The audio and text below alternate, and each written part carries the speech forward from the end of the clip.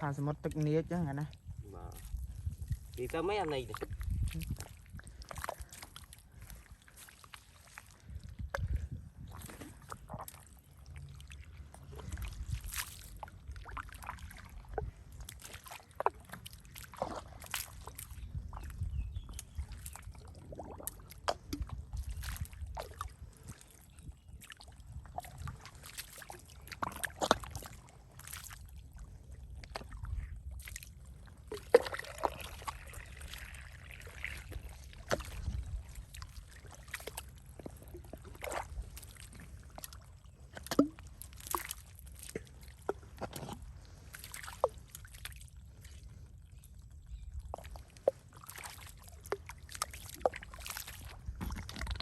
mũi bắn đam anh không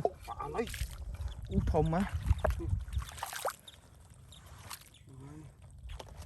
Wow em xem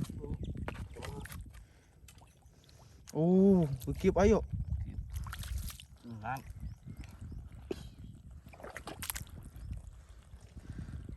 đấy chả xuống kiếp đáy đâu mà chúng nó kiểu cái này wow kiểu một thứ mình nha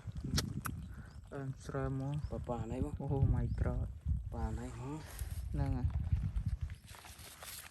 cặp sợi không sợ đam về nơi nó phụ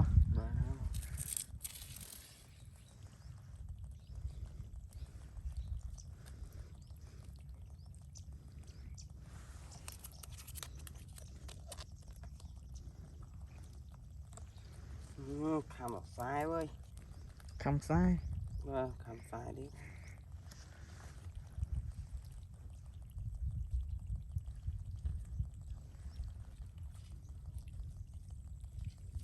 khổ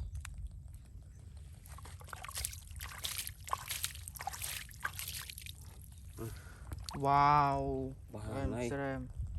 bà này oh my god bà oh my god